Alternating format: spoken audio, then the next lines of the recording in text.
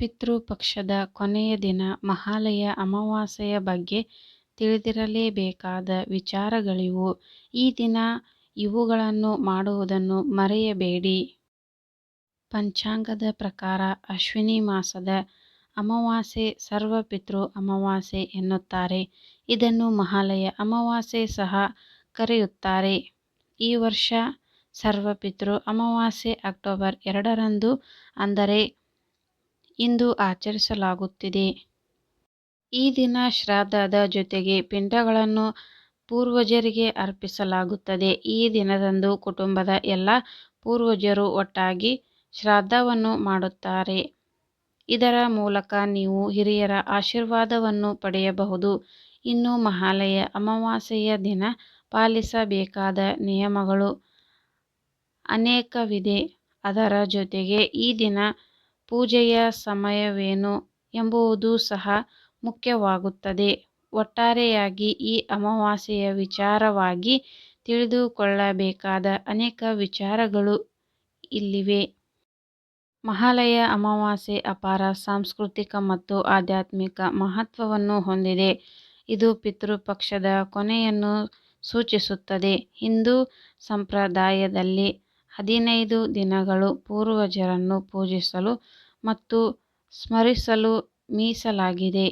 ಈ ಅವಧಿಯಲ್ಲಿ ಸತ್ತ ಪೂರ್ವಜರ ಆತ್ಮಗಳು ಭೂಮಿಗೆ ಮರಳುತ್ತವೆ ಎನ್ನಲಾಗುತ್ತದೆ. ಈ ಸಮಯದಲ್ಲಿ ಅವರಿಗೆ ಗೌರವ ಸಲ್ಲಿಸುವುದು, ಮರಣಾನಂತರದ ಜೀವನದಲ್ಲಿ ಅವರ ಆತ್ಮಕ್ಕೆ ಶಾಂತಿ ಲಭಿಸುವಂತೆ ನೋಡಿಕೊಳ್ಳಲು ಈ ಕಾರ್ಯಗಳನ್ನು ಮಾಡಲಾಗುತ್ತದೆ. ಮಹಾಲಯ ಅಮಾವಾಸ್ಯೆಯಂದು ಮಾಡಬೇಕಾದ ಕೆಲಸಗಳಿವು. ತರ್ಪಣ ಅರ್ಪಿಸಿ. ಮಹಾಲಯ ಅಮಾವಾಸ್ಯೆಯಂದು ಪೂರ್ವಜರನ್ನು ಗೌರವಿಸಲು ವಿಶೇಷ ಕಾರ್ಯಗಳನ್ನು ಮಾಡಬೇಕಾಗುತ್ತದೆ. ಇನ್ನು ಈ ದಿನ ತಪ್ಪದೆ ನೀರು, ಎಳ್ಳು ಬೀಜಗಳನ್ನು ಮತ್ತು ಬಾರ್ಲಿಯನ್ನು ಅರ್ಪಿಸುವ ತರ್ಪಣವನ್ನು ಮಾಡಬೇಕು. ಇದನ್ನು ಶುದ್ಧ ಹೃದಯದಿಂದ ಮಾಡಬೇಕಾಗುತ್ತದೆ. ಈ ಸಮಯದಲ್ಲಿ ಆಶೀರ್ವಾದ ಮತ್ತು ಹಿಂದಿನ ಯಾವುದೇ ತಪ್ಪುಗಳಿಗೆ ಕ್ಷಮೆಯನ್ನು ಕೋರುವುದು ಬಹಳ ಉತ್ತಮ. ಪಿಂಡದಾನ ಮಾಡಲು ಮರೆಯದಿರಿ. ಅಗಲಿದ ಆತ್ಮಗಳಿಗೆ ಶಾಂತಿ ಸಿಗಲು ಮಹಾಲಯ ಅಮಾವಾಸ್ಯೆ ಸೇರಿದಂತೆ ಪಿತೃಪಕ್ಷದ ಅವಧಿಯಲ್ಲಿ ಪಿಂಡವನ್ನು ಅರ್ಪಿಸಿ. ಈ ಕ್ರಿಯೆಯು ಪೂರ್ವಜರ ಆಧ್ಯಾತ್ಮಿಕ ಪ್ರಯಾಣದಲ್ಲಿ ಸಹಾಯ ಮಾಡುತ್ತದೆ ಎನ್ನುವ ನಂಬಿಕೆ ಇದೆ. ಈ ದಿನ ಶ್ರಾದ್ದ ಮಾಡುವುದರಿಂದ ಪೂರ್ವಜರಿಗೆ ಮೋಕ್ಷ ಪ್ರಾಪ್ತಿಯಾಗುತ್ತದೆ. ಇದರೊಂದಿಗೆ ಪೂರ್ವಜರು ಸಂತೋಷ, ಸಮೃದ್ಧಿ ಮತ್ತು ಅದೃಷ್ಟವನ್ನು ನೀಡುತ್ತಾರೆ. ಪವಿತ್ರ ಸ್ಥಳದಲ್ಲಿ ಶ್ರಾದ್ದ ಮಾಡಿ. ಈ ದಿನ ಪೂರ್ವಜರಿಗೆ ಮೀಸಲಾದ ವಿಶೇಷ ವಿಧಿಗಳನ್ನು ಮತ್ತು ಆಚರಣೆಗಳನ್ನು ಮಾಡಲು ಪವಿತ್ರ ನದಿ ಇರುವ ಸ್ಥಳ, ದೇವಾಲಯಗಳು ಅಥವಾ ತೀರ್ಥಯಾತ್ರೆಯ ಸ್ಥಳದಲ್ಲಿ ಹೋದರೆ ಉತ್ತಮ. ನಂಬಿಕೆಗಳ ಪ್ರಕಾರ ಪವಿತ್ರ ನೀರಿನಲ್ಲಿ ಸ್ನಾನ ಮಾಡುವುದು ಮತ್ತು ಪ್ರಾರ್ಥನೆಯನ್ನು ಸಲ್ಲಿಸುವುದು ಆತ್ಮವನ್ನು ಶುದ್ಧೀಕರಿಸುತ್ತದೆ ಎನ್ನಲಾಗುತ್ತದೆ. ದಾನ ಮಾಡಿ. ಅಗತ್ಯವಿರುವವರಿಗೆ ಆಹಾರ ನೀಡುವುದು, ಬಟ್ಟೆಗಳನ್ನು ನೀಡುವುದು ಅಥವಾ ಹಣಕಾಸಿನ ನೆರವು ನೀಡುವುದು ಸೇರಿದಂತೆ ದಾನ ಕಾರ್ಯಗಳನ್ನು ಮಾಡಬೇಕು.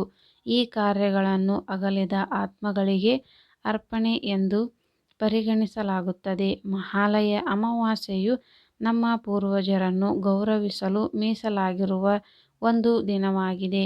ಈ ದಿನ ನಾವು ಶುದ್ಧವಾದ ಮನಸ್ಸಿನಿಂದ ಎಲ್ಲ ಕಾರ್ಯಗಳನ್ನು ಮಾಡಲೇಬೇಕಾಗುತ್ತದೆ. ಮಹಾಲಯ ಅಮಾವಾಸ್ಯೆಯಂದು ಯಾರೂ ಬರಿಗೈಯಲ್ಲಿ ಮನೆಯಿಂದ ಹೊರಗೆ ಹೋಗಲು ಬಿಡಬಾರದು.